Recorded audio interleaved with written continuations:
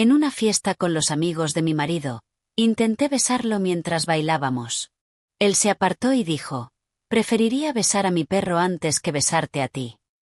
Todos se rieron. Entonces añadió: «Ni siquiera estás a mi altura. Aléjate de mí». Las risas se hicieron más fuertes. Sonreí como si no me hubiera dolido, pero cuando por fin respondí, la sala quedó en absoluto silencio. Algunas palabras duelen, pero las mías cortaron más profundo. Recuerda, cuando alguien te pregunte a qué te dedicas, di simplemente que trabajas en el hospital. Preston me estaba leccionando mientras yo terminaba de subirme la cremallera del vestido verde esmeralda de diseñador que él había elegido para mí, aunque no me había hecho ni un solo cumplido. No menciones que diriges la unidad cardíaca. Esta gente no quiere oír cosas médicas en una fiesta.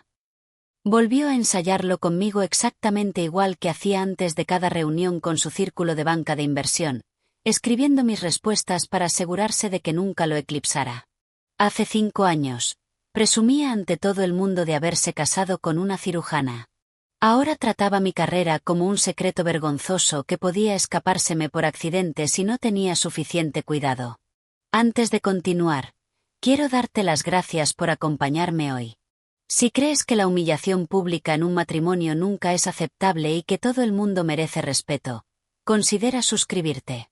Es gratis y ayuda a llegar a más personas que necesitan escuchar estas historias. Me quedé frente al espejo de nuestro dormitorio, ajustándome la tela esmeralda, que costaba más que el alquiler mensual de la mayoría de la gente. El vestido era precioso, supongo, pero se sentía como un disfraz para una obra en la que yo había olvidado todas mis líneas. Detrás de mí, Preston continuaba con su ritual de arreglo personal, revisándose el cuello de la camisa por 17ª vez. Sí, lo conté.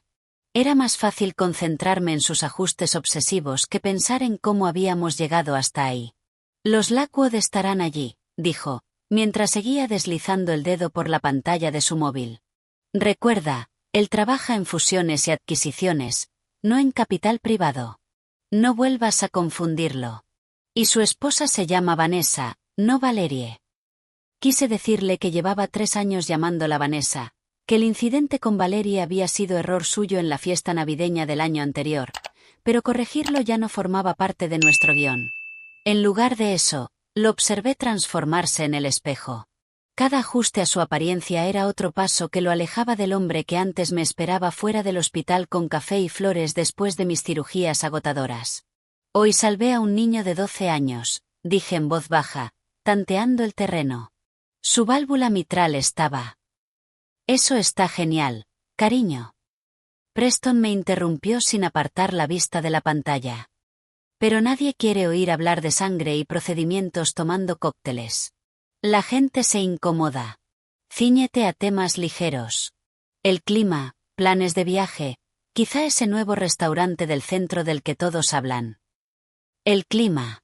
4 años de medicina, 5 años de residencia quirúrgica, 2 años dirigiendo la unidad cardíaca de uno de los mejores hospitales del país, y él quería que hablara de formaciones de nubes con banqueros de inversión que probablemente ni siquiera sabrían localizarse el pulso.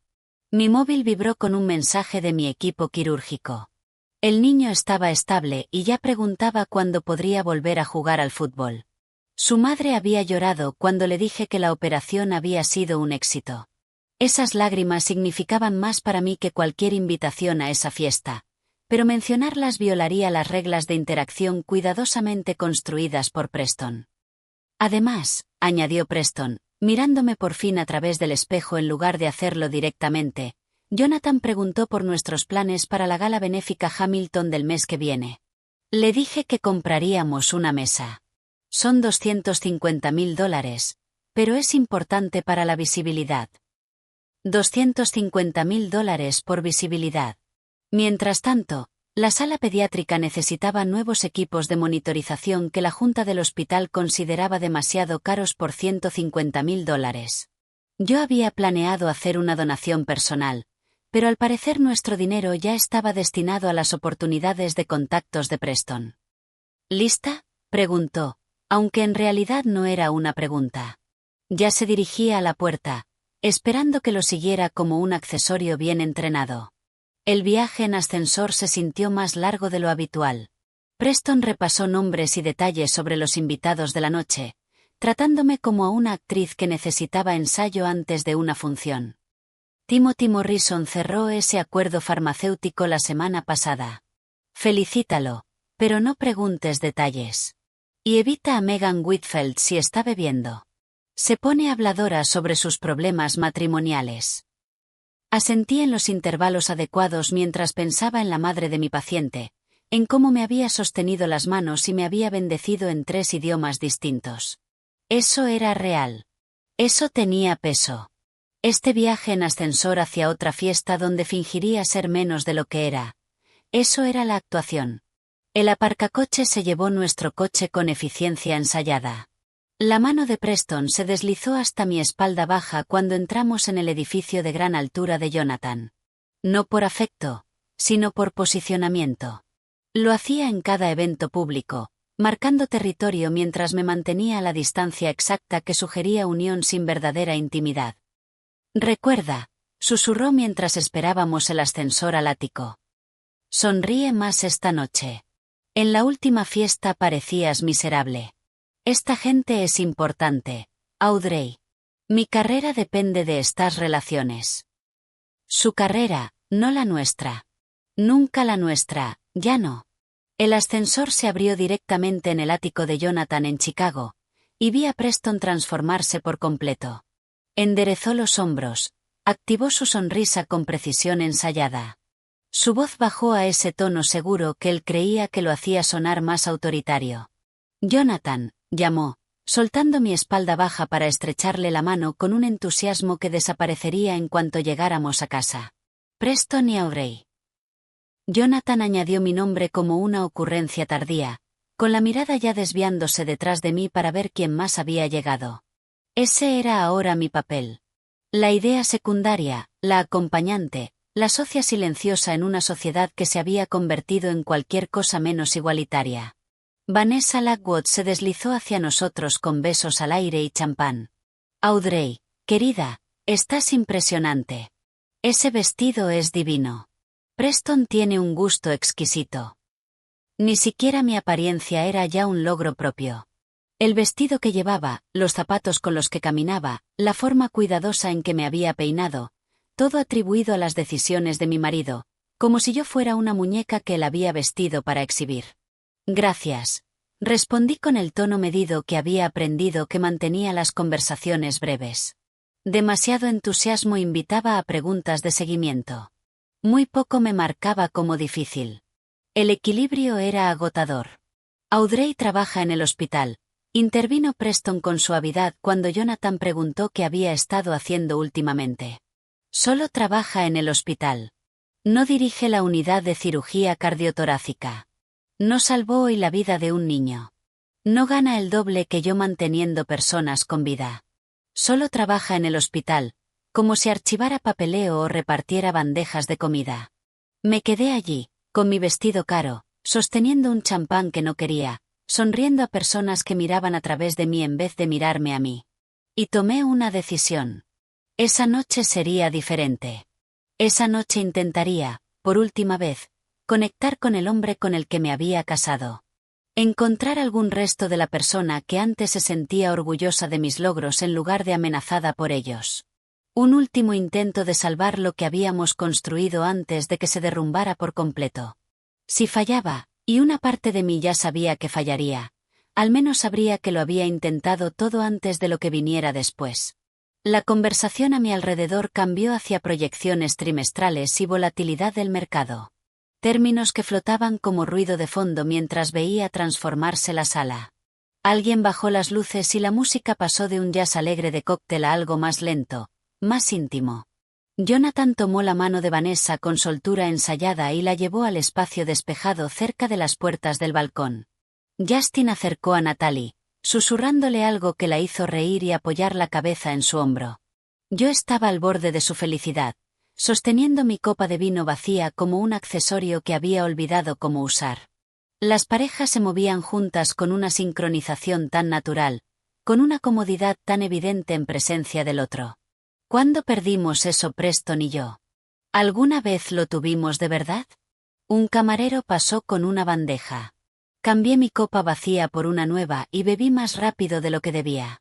Las burbujas ardieron ligeramente, dándome algo en lo que concentrarme aparte del dolor creciente en el pecho. Al otro lado de la sala, Preston estaba inmerso en una conversación con Cameron y algún cliente cuyo nombre ya había olvidado. Movía las manos con entusiasmo mientras explicaba algo que los hacía sentir a todos como marionetas sincronizadas. Entonces la introducción de piano de una canción que reconocí llenó el espacio. Era parecida a la que había sonado en nuestra recepción de boda en el Hotel Drake hacía 5 años.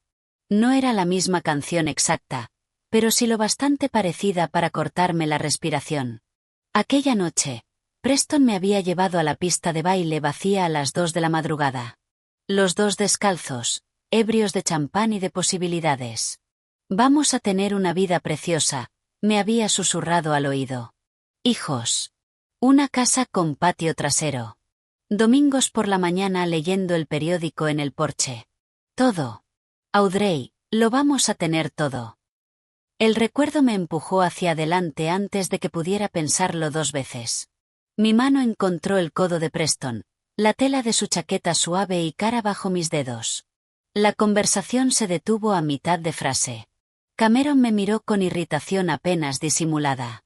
El cliente parecía confundido, y la mandíbula de Preston se tensó de esa forma específica. Eso significaba que había roto el protocolo. «Baila conmigo». Las palabras salieron más pequeñas de lo que pretendía. Más una súplica que una invitación.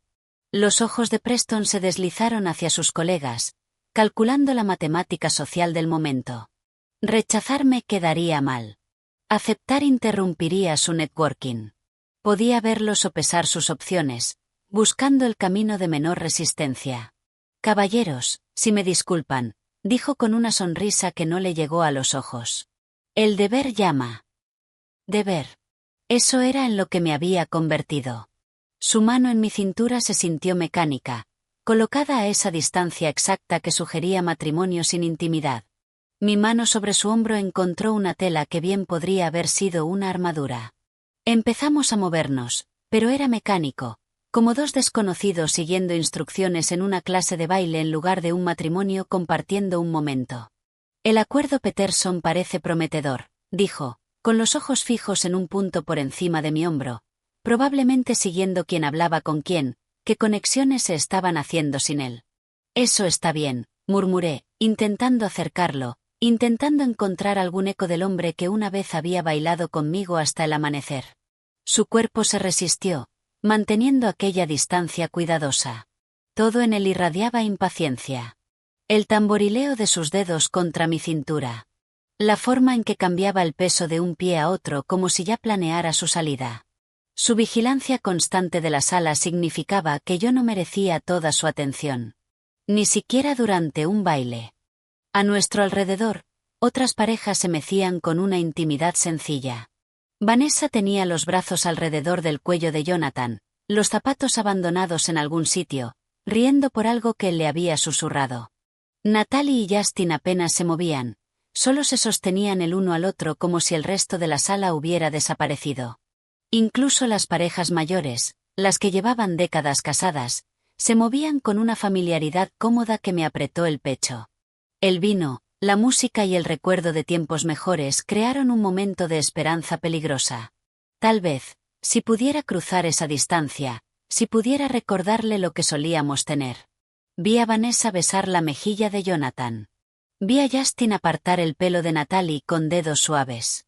Noté cómo todas las demás parejas parecían existir en su propia burbuja privada de afecto. Me incliné hacia él.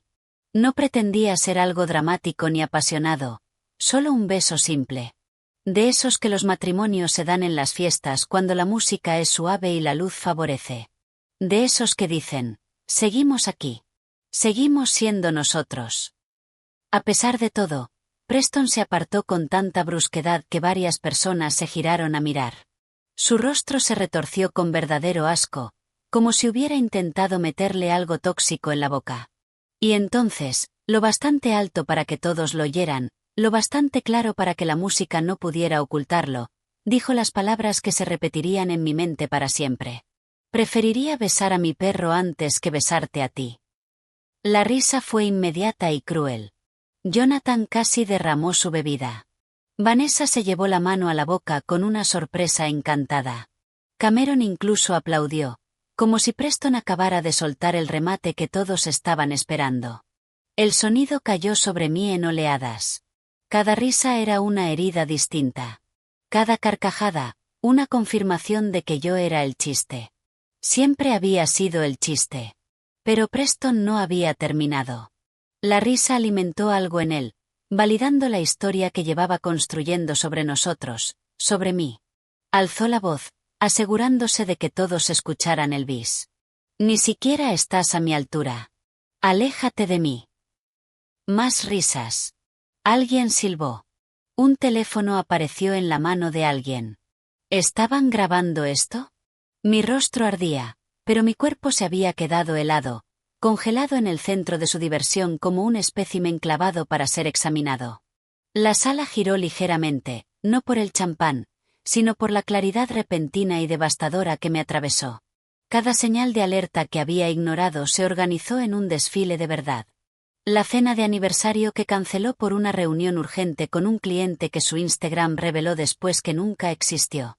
Los dormitorios separados durante trimestres estresantes que de alguna forma se alargaron hasta 8 meses.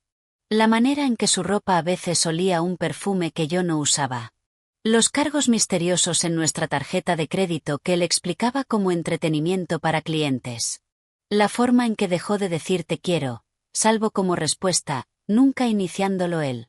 Me quedé allí, con mi vestido caro, rodeada de risas que sonaban como cristales rompiéndose. Y entendí con absoluta claridad que había estado haciéndole reanimación cardiopulmonar a algo que llevaba años muerto. Había estado tan concentrada en intentar revivir lo que teníamos que no me di cuenta de que el cadáver había empezado a pudrirse. Algo cambió dentro de mí. Una placa tectónica deslizándose hacia una nueva posición. La humillación seguía allí, quemando como ácido. Pero debajo emergió otra cosa. Algo frío y calculador. Algo que entendía la diferencia entre estar herida y estar destruida. Todavía se reían, pero yo ya no estaba rota. Mi sonrisa empezó pequeña, apenas una ligera curva en las comisuras de la boca. No la sonrisa educada que había perfeccionado para esas reuniones. No la expresión diplomática que usaba en las juntas del hospital. Era algo completamente distinto, algo que brotaba de un lugar mucho más profundo. Y observé cómo hacía que las risas a mi alrededor vacilaran y murieran como una llama privada de oxígeno de repente. ¿Sabes qué, Preston? Mi voz salió firme, clínica, el mismo tono que usaba cuando explicaba diagnósticos terminales a las familias. Tienes toda la razón. No estoy a tu altura. Su sonrisa se ensanchó, confundiendo mi acuerdo con rendición. Cameron soltó una risita y le dio una palmada en la espalda.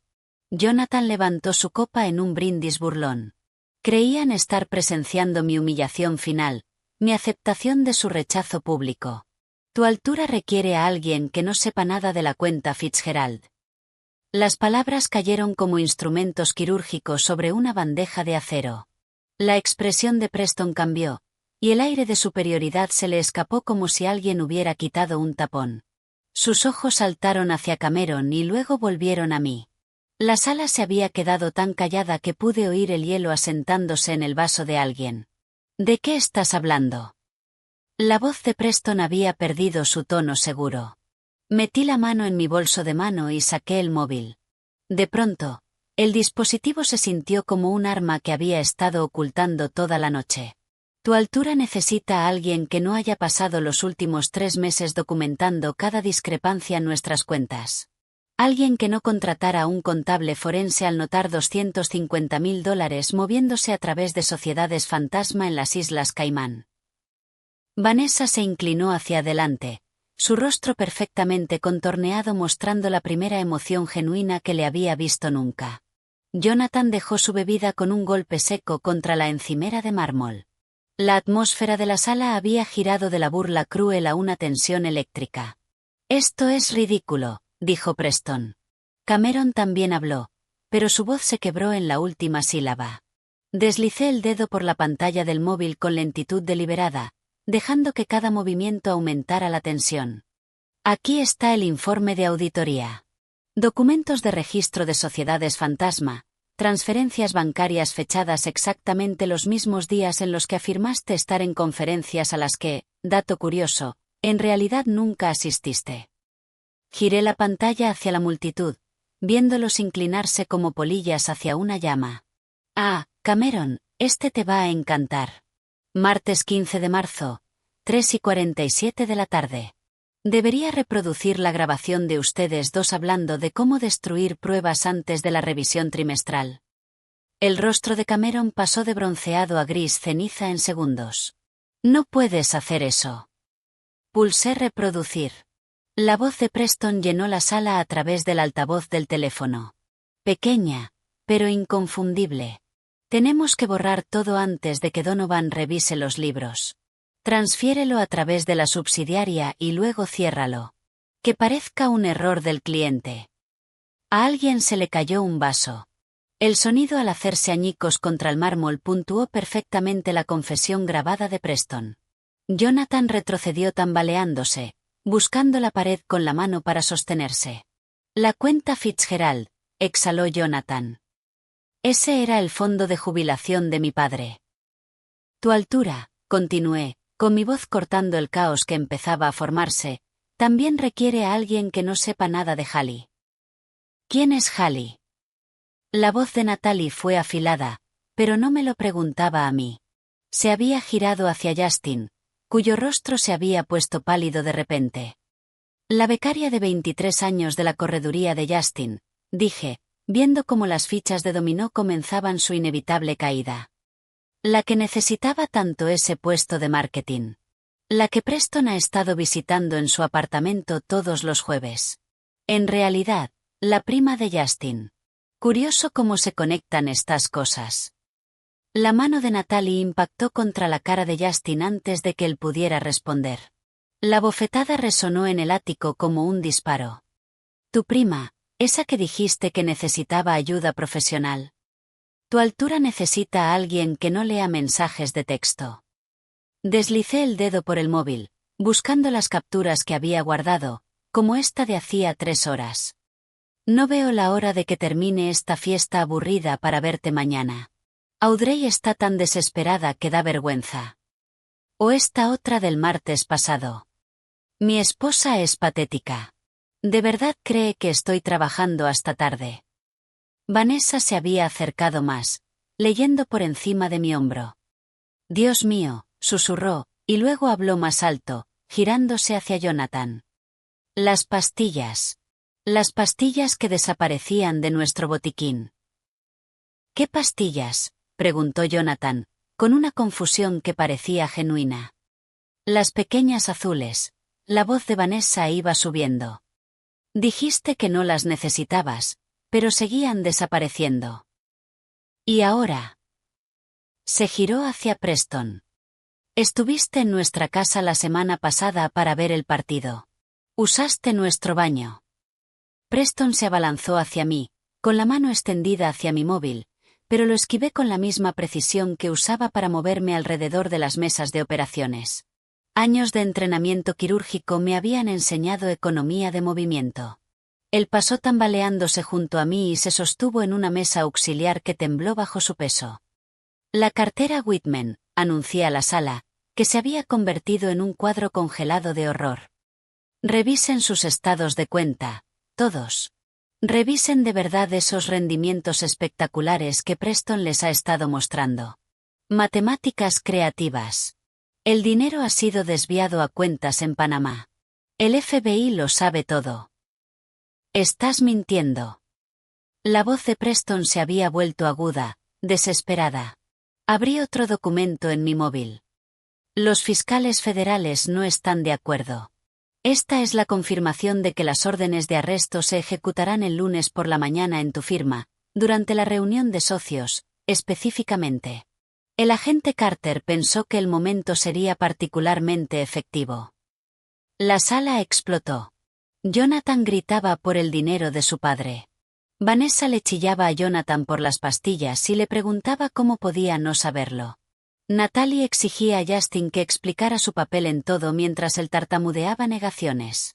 Cameron tenía el móvil en la mano y escribía frenéticamente, probablemente intentando mover dinero, avisar a alguien o reservar un vuelo a un país sin tratado de extradición. En medio de todo, Preston permanecía congelado en el centro del caos que había creado. Su mundo cuidadosamente construido se derrumbaba a su alrededor como un castillo de naipes en medio de un huracán. Abría y cerraba la boca, pero no salía ninguna palabra. Por primera vez, no tenía guión, ni desvío encantador, ni público dispuesto a reírse de su crueldad. Ah, y Preston, dije, con mi voz cortando el ruido. Tu madre lo sabe todo. Josephine me llamó la semana pasada después de que su contable encontrara discrepancias en el fondo de pensiones que tú gestionas para ella. Tuvimos una conversación muy interesante sobre dónde fue realmente el dinero de la jubilación de tu padre. Sus piernas parecieron ceder.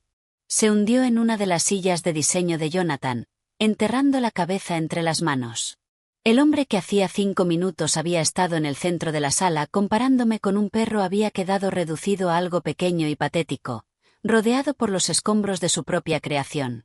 El sonido de mis tacones sobre el mármol fue el único ruido mientras caminaba hacia la puerta. Cada paso fue medido y deliberado. La multitud se abrió, algunos mirándome con shock, otros con algo que podría haber sido respeto o miedo. En la entrada del ático, me giré una última vez. La escena era perfecta en su destrucción. Reyes y reinas de fondos fiduciarios reducidos a gritarse acusaciones entre ellos. La cuidadosa arquitectura social que habían construido se desmoronaba a medida que cada revelación exponía otra mentira, otra traición, otro crimen. Y en el centro de todo, mi marido, no, mi futuro exmarido, estaba sentado con el rostro entre las manos. Por fin entendía lo que se sentía al ser desnudado y humillado delante de todos los que importaban para él. Crucé la puerta del ático y salí al pasillo, mis tacones marcando un ritmo afilado contra el suelo de mármol.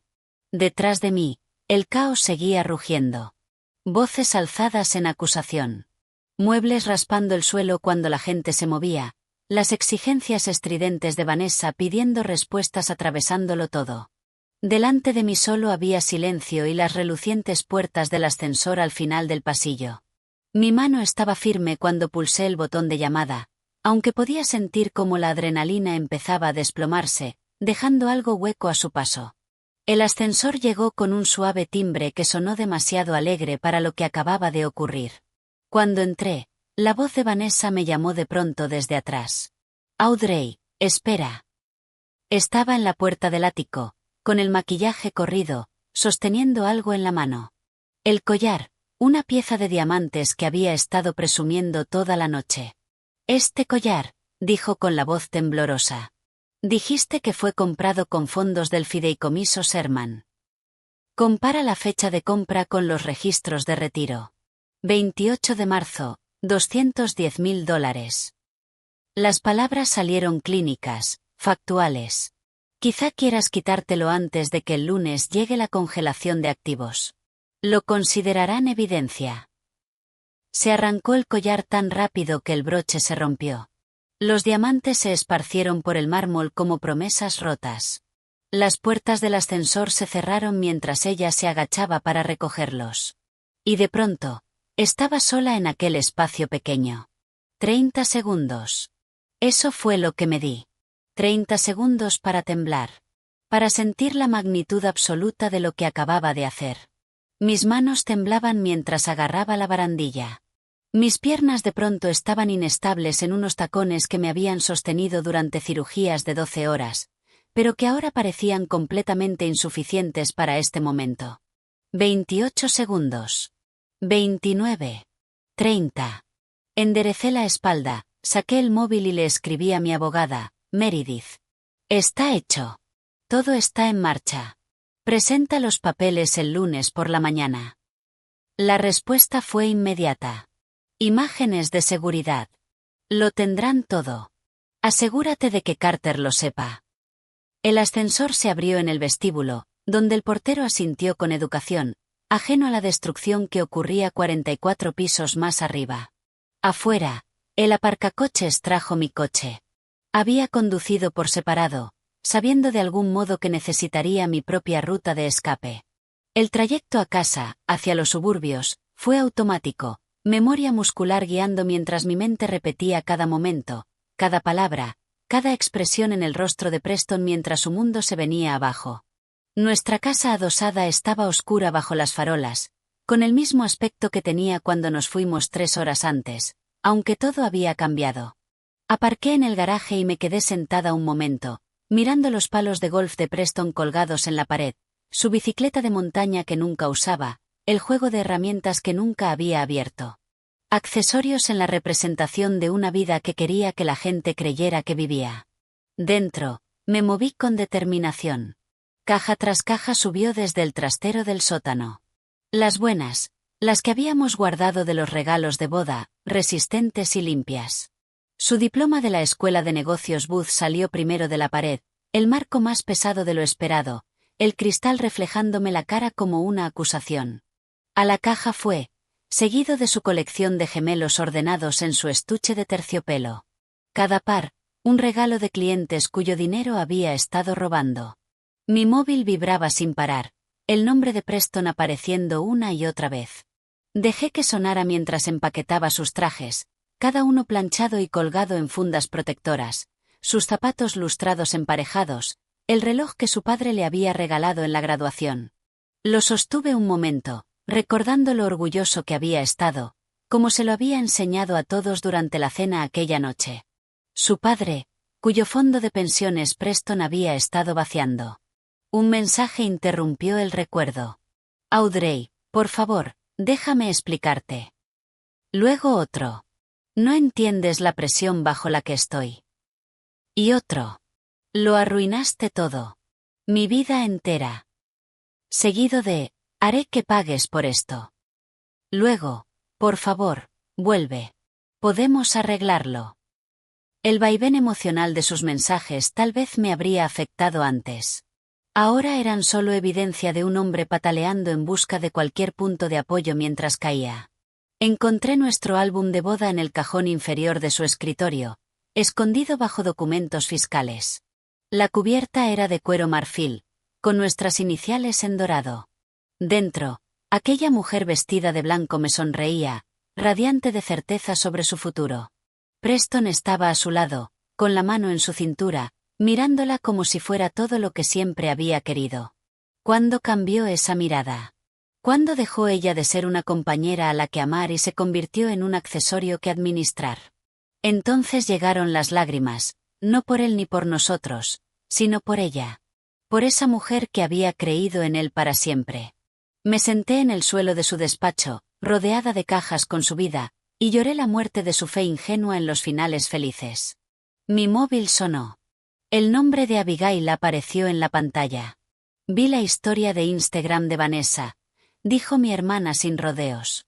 Se cortó a mitad de la escena, pero había gritos. ¿Estás bien? ¿Puedes venir a casa? Mi voz sonó ronca, desconocida. Ya voy en el coche. Estaré ahí en 3 horas desde Madison. La mañana siguiente llegó gris y silenciosa. Abigail había aparecido a las 2 de la madrugada con una maleta y una bolsa de supermercado, encontrándome dormida en el sofá rodeada de cajas. Me había cubierto con una manta y había empezado a preparar café. El olor me sacó de sueños inquietos sobre diamantes cayendo y suelos de mármol. «¿Tienes una reunión?», dijo, entregándome una taza. Benjamin Carter. A las 9 de la mañana. Café Luna. Había olvidado que se lo conté durante nuestra sesión de planificación nocturna. El agente Carter ya estaba allí cuando llegué, sentado en una mesa de la esquina con vista clara a ambas salidas. Hábitos profesionales, supuse. Se puso de pie al verme. Profesional, pero no frío. Doctora Lockwood, pronto doctora Chen. Espera, mi apellido de soltera. Digamos simplemente doctora Audrey. Lo mantendré simple. Doctora Audrey. Deslicé la memoria USB por la mesa. 3 años de pruebas comprimidos en un dispositivo más pequeño que mi pulgar. Mi madre lo notó primero, expliqué. Es contable pública retirada. Nos hace los impuestos como favor. Pequeñas discrepancias que no coincidían con nuestros ingresos declarados. Después de eso, empecé a documentarlo todo. Carter revisó los archivos en su portátil, y su expresión se fue volviendo más seria con cada documento. Esto es exhaustivo. Con lo que reveló anoche y esta documentación, tenemos suficiente para acusaciones federales. Los activos de Preston quedarán congelados al mediodía. Jonathan Lockwood y Justin Coleman también están ahora bajo investigación. Y su acuerdo de inmunidad es sólido. Usted no tenía conocimiento de la actividad criminal cuando comenzó. Lo denunció en cuanto lo descubrió y está cooperando plenamente. Está protegida. De vuelta en casa, Abigail había reorganizado los muebles de la sala, empujando el sillón de Preston al garaje y centrando el sofá que yo había comprado antes de conocerlo. Ese del que él siempre se quejaba. Demasiado blando, demasiado azul, demasiado algo. Odiaba este sofá, dije, hundiéndome en él. ¿Recuerdas cuando te hizo saltarte el 70 cumpleaños de papá?, dijo Abigail de pronto. Dijo que era una cena crítica con un cliente. Asentí, recordando la decepción en la voz de mi padre cuando llamé para cancelar. Vi fotos de Instagram esa noche. Estaba en la inauguración de un club con esa gente. No había clientes, solo champán y personas que no eras tú. Nos quedamos sentadas en un silencio cómodo. Hermanas que se habían distanciado durante mi matrimonio y que ahora empezaban a encontrarse de nuevo. Abigail sacó su portátil y juntas empezamos a hacer listas. Citas con Meredith, asesores financieros, terapia, apoyo, pasos prácticos hacia una vida que sería completamente mía. El lunes por la mañana llegó con un sol inesperado entrando por las ventanas del hospital. Abigail se había marchado a Madison al amanecer, prometiendo volver el próximo fin de semana, y yo conduje hasta el Hospital Northwestern Memorial en piloto automático. Mi mente cuidadosamente compartimentada entre la cirugía que tenía por delante y el conocimiento de lo que estaba ocurriendo en los edificios de oficinas del centro. El paciente era un jugador de baloncesto local de 17 años que se había desplomado durante un entrenamiento por un defecto cardíaco no detectado. Sus padres estaban en la sala de espera, tomados de la mano con la misma esperanza desesperada que había visto cientos de veces. Me concentré en sus rostros mientras explicaba el procedimiento, usando su miedo para anclarme a este momento, a este propósito, a esta vida que existía completamente separada de la destrucción que se desplegaba en el centro. En el quirófano, mi equipo se reunió con eficiencia practicada. El Dr. Chen, mi residente senior, estudiaba los monitores mientras tomaba notas. Nicole, mi enfermera quirúrgica favorita, colocaba los instrumentos con precisión metódica. Se movían a mi alrededor como una orquesta bien ensayada, sin saber que su directora estaba siguiendo internamente la hora, sabiendo que exactamente a las 10 de la mañana, agentes del FBI entrarían en Donovan, Clene y asociados. Bisturí, dije, con la voz firme bajo la mascarilla quirúrgica. El peso del instrumento en mi mano se sintió como verdad, algo real y con propósito. Allí, en esa sala estéril, con su entorno controlado y objetivos claros, podía salvar una vida mientras otra vida, la que había construido con Preston, terminaba oficialmente. La cirugía se extendió hasta la 3ª hora cuando el Dr. Chen comentó mi calma inusual. Parece diferente hoy, doctora. Más concentrada, de alguna manera. Si él supiera que cada corte preciso, cada sutura cuidadosa era una meditación contra imaginar el rostro de Preston cuando los agentes entraran en aquella sala de conferencias. La reunión de socios siempre empezaba a las 10 en punto. Donovan estaría a mitad de su presentación sobre proyecciones trimestrales cuando las puertas se abrieran. Los arrestos serían públicos, visibles, imposibles de manipular o explicar. 4 horas después, encontramos tejido cicatricial inesperado de una antigua lesión que el chico no había mencionado.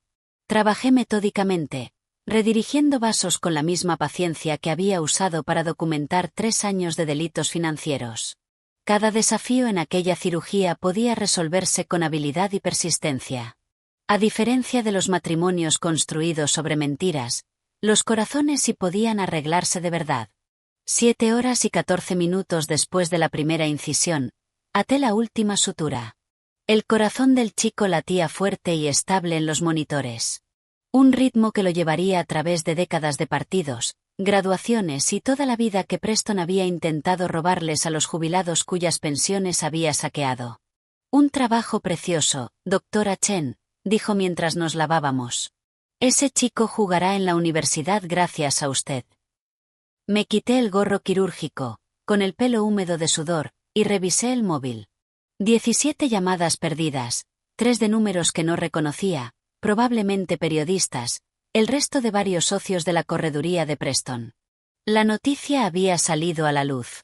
De vuelta en mi despacho, apenas me había sentado cuando Vanessa apareció en la puerta. Había desaparecido la mujer perfectamente arreglada de la fiesta del viernes por la noche. Su ropa de diseñador había sido reemplazada por un sencillo vestido de Malbot, su rostro sin maquillaje salvo por rastros de rímel que sugerían que había llorado en el coche. ¿Puedo entrar? Su voz era pequeña, insegura. Señalé la silla frente a mi escritorio. Se sentó con cuidado, como si pudiera romper algo, incluida ella misma. Jonathan fue arrestado hace 1 hora, dijo, y las palabras salieron en avalancha. Vinieron a la casa. El FBI tenía una orden. Se lo llevaron todo, ordenadores, archivos, incluso nuestros teléfonos. Tuve que pedir prestado el móvil de una vecina solo para poder llamar. Esperé, sin ofrecer consuelo ni condena, solo espacio para que continuara. Nuestras cuentas están congeladas. Todas. Incluso mi cuenta personal de antes de casarnos. No puedo acceder a nada. Soltó una risa hueca, rota. Fui a 3 cajeros intentando sacar efectivo para gasolina. La cajera del banco me miró con tanta lástima cuando me explicó el bloqueo federal. Siento que estés pasando por esto, dije. Y lo decía en serio. Cualesquiera que fueran los defectos de Vanessa, ella no había organizado los crímenes. De verdad. Levantó la mirada con brusquedad. Porque me reí. El viernes por la noche, cuando Preston te dijo esas cosas, me reí. Me he reído durante años, Audrey. En cada fiesta, en cada reunión, todos nos reíamos. Te llamábamos la reina de hielo. La cirujana robot que no sabía divertirse. La confesión quedó suspendida entre nosotras como un bisturí esperando cortar. Y todo este tiempo, continuó, con lágrimas cayendo libremente. Jonathan me estaba robando a mí, a su propio padre, a clientes que confiaban en él. Tenía aventuras, múltiples aventuras. Al parecer hay una tarjeta de crédito aparte de la que nunca supe. El agente del FBI me preguntó por viajes a Las Vegas que ni siquiera sabía que habían ocurrido. Sacó un pañuelo de su bolso, un bolso normal, no el de diseñador que solía llevar. Estaba tan ocupada sintiéndome superior a ti, riéndome de tu matrimonio, que nunca miré el mío. Vivíamos exactamente la misma mentira, salvo que tú fuiste lo bastante inteligente para verlo. El teléfono de mi despacho sonó. Dejé que saltara al buzón de voz, pero el identificador de llamadas mostró un nombre que hizo que Vanessa se estremeciera, Donovan, Clene y Asociados. Todos me están llamando, dije. Los antiguos colegas de Preston. Algunos intentando pescar información, tratando de averiguar su exposición. Otros queriendo distanciarse, asegurándose de que yo sepa que no tenían ni idea de lo que estaba pasando. ¿Lo sabían?, preguntó Vanessa. Mi móvil vibró con un mensaje de un número que reconocí. Morgan, la exasistente de Preston. Doctora Audrey, quería que supiera que todos sabíamos lo de Hallie, y también lo de las demás. Siento mucho que nunca dijéramos nada. Él solía presumir de eso en los afterworks. Decía que usted estaba demasiado concentrada en el trabajo para darse cuenta. Decía que planeaba dejarla en cuanto se cerrara el acuerdo de Singapur. Tengo documentación si la necesita para el divorcio. Le mostré el mensaje a Vanessa. Lo leyó 2 veces, con el rostro desmoronándose. Todos lo sabían, susurró. En cada fiesta, en cada cena, Todos sabían que nuestros maridos nos estaban destruyendo por diversión. Mi móvil volvió a sonar.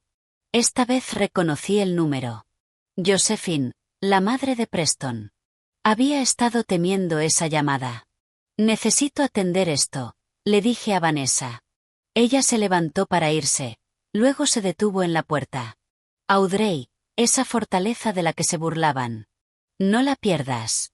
Es la única razón por la que sigues en pie mientras el resto de nosotras nos estamos desmoronando. La voz de Josephine fue cortante cuando contesté. Décadas de educación de alta sociedad apenas ocultaban su emoción. Audrey, te debo una disculpa. Nada de hola. Nada de cómo estás. Directa al grano, como siempre. Fui una suegra terrible. Desaprobaba tu carrera. Pensaba que debías centrarte en darme nietos. Te critiqué por no apoyar adecuadamente las ambiciones de Preston. No dije nada, dejándola continuar. Contraté a una investigadora hace 6 meses. Dijo que las irregularidades en la cuenta de pensiones eran demasiado evidentes para ignorarlas. Lo sé todo. Las aventuras, el robo, las mentiras. Ya he hablado con la Fiscalía Federal. Testificaré contra mi propio hijo si es necesario. Josephine, estaba intentando transferir la casa a mi nombre. ¿Lo sabías? Para ocultar activos de posibles demandas. El papeleo estaba preparado, pero nunca se presentó. Debió de distraerse con sus planes. Hizo una pausa. Lo crié mejor que esto. Su padre estaría devastado. Habían pasado 3 meses desde los arrestos, y el otoño había convertido el horizonte de Chicago en un estudio de gris y dorado. Yo estaba en mi despacho de casa, ese en el que Preston nunca entraba porque estaba demasiado lleno de revistas médicas, redactando un correo a Malcolm, un bloguero financiero cuyos lectores incluían a todas las corredurías importantes de la ciudad. El asunto decía, simplemente, documentación que deberías ver. Los adjuntos incluían expedientes judiciales, registros de arresto y una cronología detallada del fraude que había recopilado con la aprobación de mi abogada. Todo en el documento era de dominio público, pero estaba disperso en diferentes bases de datos. Yo simplemente lo había consolidado en un paquete devastador que aparecería primero cada vez que alguien buscara el nombre de Preston durante los próximos 10 años. Mi móvil vibró con un mensaje de Hallie. Habíamos mantenido el contacto desde que la puse en contacto con Paige Stanton, una abogada especializada en casos contra ejecutivos depredadores. Demanda presentada esta mañana. Daño emocional y discriminación por embarazo. Paige dice que el momento con la publicación de tu documento es perfecto. Gracias, Audrey. Nunca esperé convertirme en aliada de la amante de mi marido. Pero Hallie también había sido una víctima. 23 años. Le dijeron que era especial. Le prometieron un futuro que nunca se materializaría. Ahora estaba embarazada de 7 meses, viviendo con sus padres en Michigan, reconstruyendo una vida que Preston había descarrilado con sus mentiras. Esa noche asistí a la gala benéfica del Hospital Infantil de Chicago, el mismo evento en el que había conocido a Preston 6 años atrás. Entonces, yo era la joven cirujana prometedora a la que él perseguía. Ahora entré sola, y mi presencia creó ondas de conversación y susurros por todo el salón. Audrey, querida. Beverly Sin se acercó, con una sonrisa tensa de curiosidad. Qué valiente por tu parte venir. Valiente. Como si asistir a un evento benéfico requiriera valor. Como si yo fuera quien debía esconderse. El hospital infantil necesita apoyo sin importar las circunstancias personales, respondí, aceptando una copa de champán de un camarero que pasaba. Durante toda la noche observé desarrollarse la coreografía social.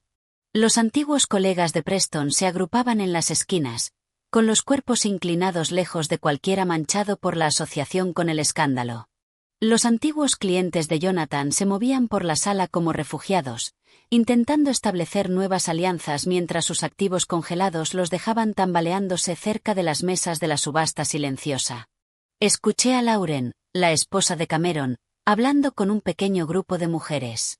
No teníamos ni idea, por supuesto. Cameron apenas conocía a Preston fuera de los eventos de trabajo.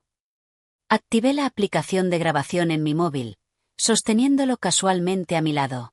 Por favor, se rió otra mujer. Cameron estaba en todas las noches de chicos. ¿Recuerdas aquel viaje a Las Vegas el año pasado? Mi marido dijo que prácticamente estaban celebrando algo. El acuerdo de Singapur, admitió Lauren, bajando la voz.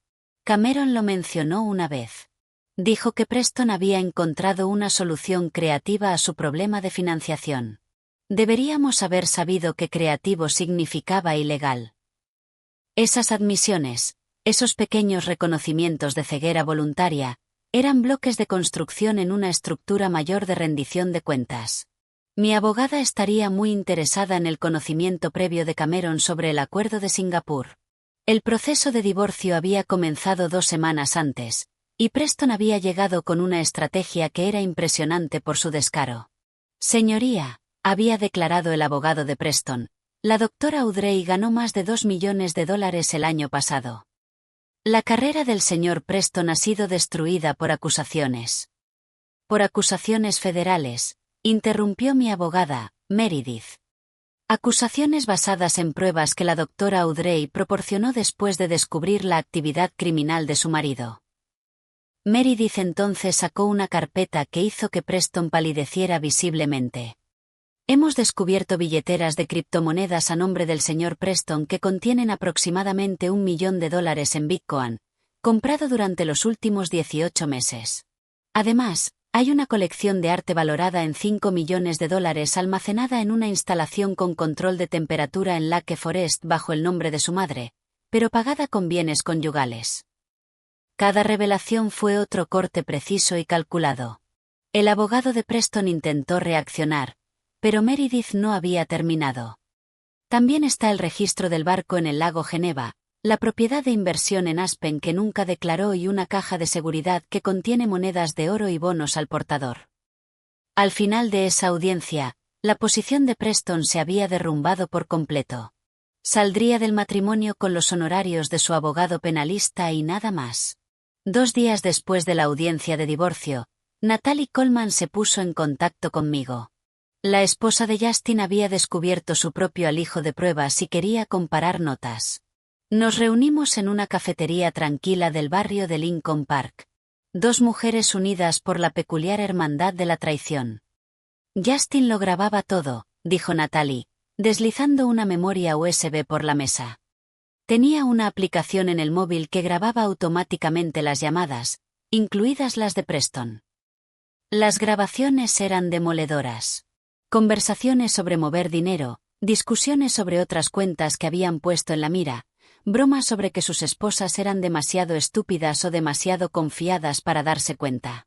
En un intercambio particularmente escalofriante, se rieron de una maestra jubilada a la que habían vaciado toda la pensión. Se llama Dorothy Pye, dijo Natalie. Enseñó 3º de primaria durante 40 años. Le quitaron todo. Esa conversación llevó a otra revelación. Natalie había sido contactada por otras 5 mujeres, todas conectadas con el escándalo de distintas formas. Algunas eran esposas de CEO conspiradores. Otras eran víctimas cuyas cuentas de jubilación de sus maridos habían sido saqueadas. Organizamos una reunión en mi casa la semana siguiente. 7 mujeres se reunieron en mi salón un jueves por la noche. Teníamos edades entre 23 y 68 años. Unidas por nuestra conexión con esta red de crimen financiero y violencia emocional. Estaba Beverly Sin, cuyo plan 401k de su marido había desaparecido por completo. Valerie Williams, cuyo marido había sido socio de Cameron antes de que la firma colapsara. Linda Martínez, que descubrió que su marido facilitaba el lavado de dinero. No somos solo víctimas, dije al abrir la reunión. Somos testigos. Tenemos información que puede ampliar esta investigación y asegurarnos de que todos los implicados rindan cuentas. Beverly asintió con firmeza. Llevo meses documentándolo todo. Mi marido pensó que yo no entendía de finanzas porque enseño en primaria. Se equivocaba. Entre vino y pruebas cuidadosamente organizadas, construimos nuestro caso. Cada mujer aportó piezas, conversaciones grabadas, documentos sospechosos, registros financieros que no cuadraban. Valerie tenía correos que demostraban que el crimen se remontaba a 5 años atrás.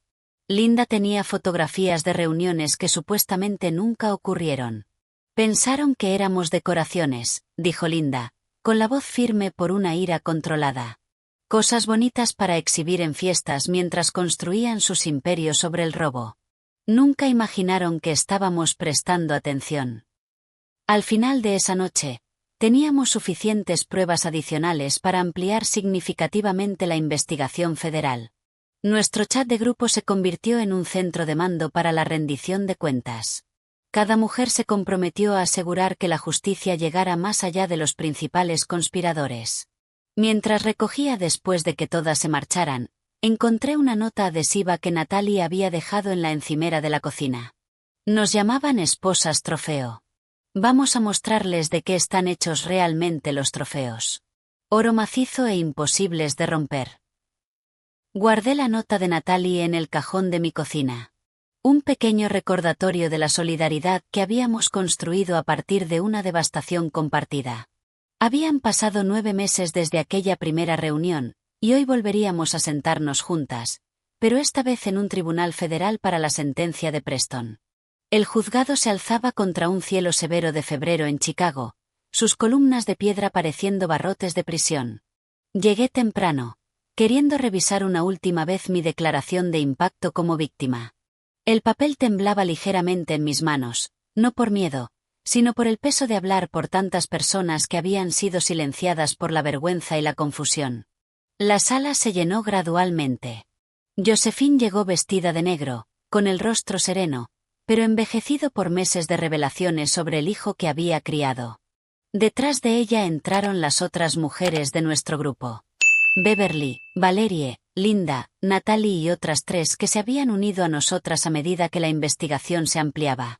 Hallie no estaba allí, demasiado cerca de su fecha de parto para viajar, pero había enviado su propia declaración escrita para que el juez la revisara.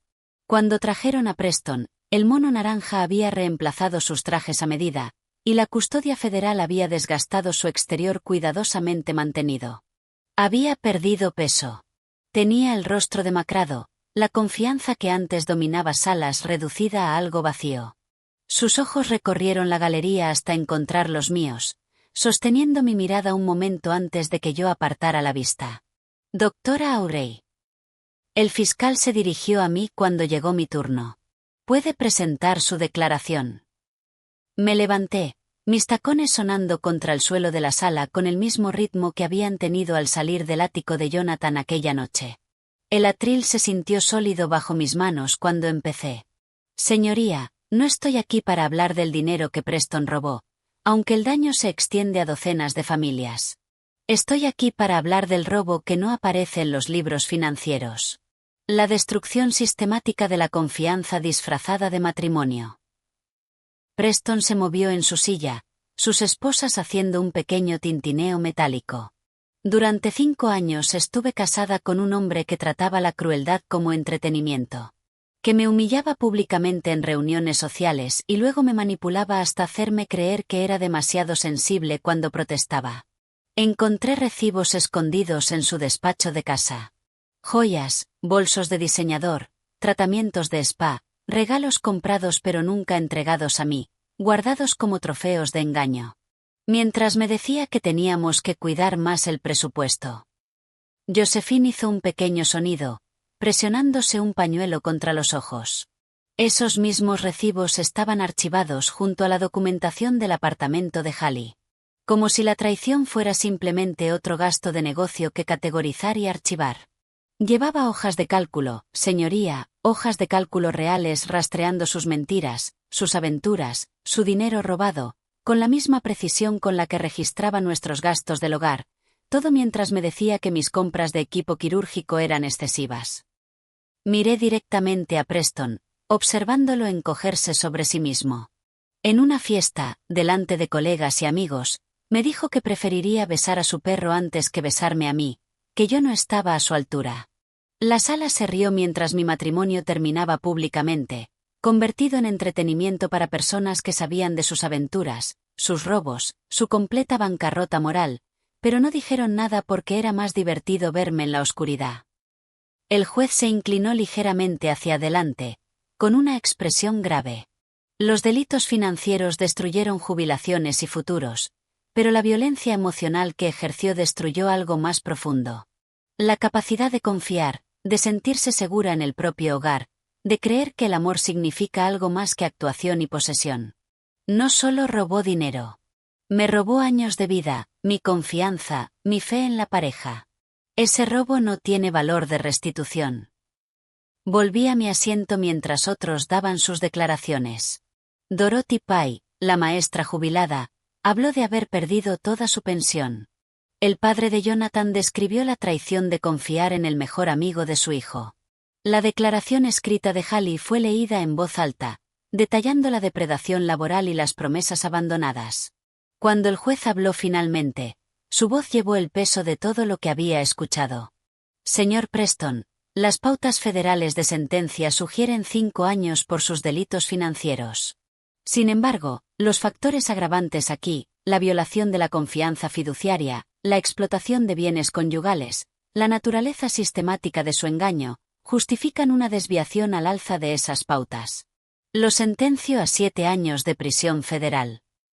El mazo cayó con Finality. Mientras los guardias se preparaban para llevárselo, Preston se giró hacia mí, moviendo los labios con palabras que parecían decir, «Lo siento». Pero yo ya me estaba girando, buscando la mano de Natalie. Luego la de Beverly, creando una cadena de mujeres que habían sobrevivido a devastaciones similares y encontrado fuerza en la verdad compartida. Josephine se acercó a mí al salir del juzgado. «Audrey, lo que dijiste ahí dentro. Nunca entendí lo que él te hizo pasar. Te fallé como suegra, y lo siento profundamente». Esa noche, mi casa adosada se llenó de las mismas mujeres que se habían reunido meses antes. Pero la atmósfera había cambiado de duelo a algo parecido a la esperanza. Natalie llegó con champán comprado con fondos de los activos incautados de Justin, un detalle que nos hizo sonreír a todas con amargura. Por la justicia, Beverly levantó su copa. Por la supervivencia, añadió Valerie. Por no volver a guardar silencio jamás, concluyó Linda. Compartimos novedades sobre nuestras nuevas vidas. Natalie había vuelto a estudiar para obtener el título de Derecho que había abandonado cuando Justin la convenció de que no necesitaban 2 carreras. Beverly había iniciado una fundación para ayudar a víctimas mayores de fraude financiero. Valerie estaba saliendo con alguien otra vez, despacio, con cuidado, pero con esperanza. Recibí una carta de Hallie, anuncié, sacándola de mi bolso. Se reunieron alrededor mientras la leía en voz alta. Ahora estaba embarazada de 8 meses, planeando criar al niño por su cuenta con el apoyo de sus padres. También estaba escribiendo un libro sobre relaciones laborales depredadoras y me preguntaba si yo escribiría el prólogo. Quiero llamarlo estándares, explicaba la carta. Porque hombres como Preston siempre hablan de estándares cuando ellos mismos no poseen ninguno. La amarga ironía no se le escapó a ninguna de nosotras.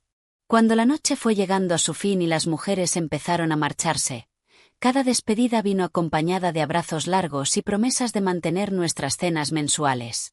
Nos habíamos convertido en una familia improbable, unida por la traición, pero definida por nuestra resiliencia. Natalie fue la última en irse, deteniéndose en mi puerta. ¿Sabes qué fue lo que más me impactó de tu declaración de hoy? No solo expusiste lo que él hizo. Expusiste quién era realmente. Hay algo poderoso en ese tipo de verdad. Después de que se fue, me quedé frente a la ventana mirando las luces de la ciudad. En algún lugar bajo custodia federal, Preston empezaba su condena de 7 años. En algún lugar de Michigan, Hallie se preparaba para la maternidad. Y en algún lugar de esta ciudad, otras mujeres vivían con secretos parecidos, una vergüenza parecida, una confusión parecida sobre la diferencia entre amor y control. Pensé en la mujer que había sido en la fiesta de Jonathan, congelada mientras unos desconocidos se reían de mi humillación. Se sentía como alguien a quien solía conocer, pero que ahora apenas recordaba. En su lugar había alguien quizá más dura, pero también más clara. Alguien que entendía que la verdadera fuerza no consistía en soportar la crueldad, sino en exponerla por completo y sin pedir perdón. La luz de la mañana entraba por los ventanales del suelo al techo del antiguo ático de Jonathan, proyectando sombras largas sobre los suelos de mármol que habían presenciado mi humillación pública exactamente un año antes. La agente inmobiliaria, una mujer enérgica llamada Beth que no conocía la historia del lugar, gesticulaba con entusiasmo hacia la vista. «El vendedor está muy motivado», dijo, con la voz resonando en las habitaciones vacías. «Los administradores de la quiebra quieren venderlo rápido por la mitad del precio original de compra. Es una oportunidad increíble». Caminé hasta el punto exacto donde me había quedado congelada mientras Preston me comparaba con un perro, pasando la mano por el cristal frío. Las puertas del balcón estaban abiertas, y podía ver el espacio donde las parejas habían bailado aquella noche. El mismo mármol, las mismas paredes, pero despojado de muebles y de pretensión. Se sentía más pequeño, de alguna manera, menos intimidante. «Las cuotas de la comunidad son razonables para una propiedad de este calibre», continuó Beth, revisando su tableta. «Y con el importe de su preaprobación, podría fácilmente». «Voy a pasar», dije en voz baja, sorprendiéndome por la certeza en mi voz. Beth pareció confundida. «Pero ni siquiera ha visto la suite principal». «Oh. No necesito poseer este lugar para saber que ya lo he conquistado». Me aparté de la ventana, echando un último vistazo a la habitación vacía. Algunas victorias no requieren posesión. A veces, marcharse es el verdadero triunfo. Mientras el ascensor descendía, me sentí más ligera con cada piso que pasábamos. No necesitaba convertir aquel ático en otra cosa. Mi transformación ya había ocurrido sin necesidad de reclamar ese pedazo concreto de bienes raíces. 2 semanas después, mi artículo apareció en la revista de la Asociación Médica Americana, JAMA, titulado «Cuando el éxito ciega, profesionales de alto rendimiento y engaño íntimo». Examinaba cómo las personas centradas en su carrera, especialmente en medicina y derecho, a menudo pasaban por alto las señales de alerta del abuso emocional y financiero en sus relaciones personales. La respuesta fue inmediata y abrumadora. El correo del hospital se llenó de mensajes de otros médicos, abogados, ejecutivos, sobre todo mujeres, pero también algunos hombres, compartiendo sus propias historias de cómo el éxito profesional los había convertido en objetivos para parejas que veían sus logros como algo que explotar, no admirar. La Facultad de Medicina de Harvard fue la primera en ponerse en contacto, invitándome a hablar en su conferencia sobre bienestar médico. Luego Johns Hopkins, Stanford y docenas de otras instituciones. Cada conferencia revelaba el mismo patrón. Profesionales exitosos tan concentrados en sus carreras que habían justificado las señales de alerta como estrés, descartado la crueldad como amor duro y racionalizado la explotación como pareja. «Su artículo salvó mi matrimonio», me dijo una joven residente después de una conferencia en Chicago. No porque me ayudara a arreglarlo, sino porque me ayudó a darme cuenta de que no había nada que arreglar. Llevaba años haciéndole reanimación cardiopulmonar a algo que ya estaba muerto. Esa frase, hacer reanimación cardiopulmonar a algo que ya estaba muerto, había resonado con tantos lectores que se había convertido en el título no oficial de mis charlas. 3 meses después de la publicación del artículo, estaba en el patio trasero de mis padres en Madison, Wisconsin, viendo a mi padre soplar 70 velas en un pastel que mi madre había pasado 2 días perfeccionando. Los mismos familiares que habían asistido a mi boda con Preston estaban allí, pero la atmósfera era distinta ahora, más ligera. Nadie fingía ya. «A mí nunca me gustó», anunció mi tía Patricia después de su 3ª copa de vino. Su apretón de manos era demasiado fuerte, como si intentara demostrar algo. «Dijiste que parecía encantador», le recordó mi madre. «Dije que tenía los dientes muy blancos». «No es lo mismo». Todos se rieron, y me di cuenta de que era la primera reunión familiar en la que la ausencia de Preston se sentía como una presencia digna de celebrar en lugar de evitar. «Audrey, cariño», me llamó mi padre. «Ven aquí. Hay alguien a quien quiero que conozcas bien». Benjamin Carter estaba cerca del jardín que mi madre cultivaba religiosamente, viéndose sorprendentemente cómodo en vaqueros y una camisa informal abotonada en lugar de su habitual atuendo de fiscal federal. Habíamos desarrollado una amistad inesperada durante los meses de preparación del juicio, construida sobre respeto mutuo y absolutamente ningún matiz romántico. Tu padre me invitó, explicó Benjamin, pareciendo un poco avergonzado. Dijo que tenía que probar la ensalada de patata de tu madre antes de poder afirmar que entendía el Medio Oeste. ¿Y? Pregunté. ¿Te cambió la vida? Lo admito, dijo. Puede que necesite la receta como prueba. Mi padre sonrió de oreja a oreja, claramente satisfecho con su intento de hacer de casamentero, pese a mis repetidas explicaciones de que Benjamin y yo éramos estrictamente amigos. Lo que mi padre no entendía, lo que la mayoría de la gente no entendía, era lo valiosa que era esa amistad. Benjamin me trataba como a una igual.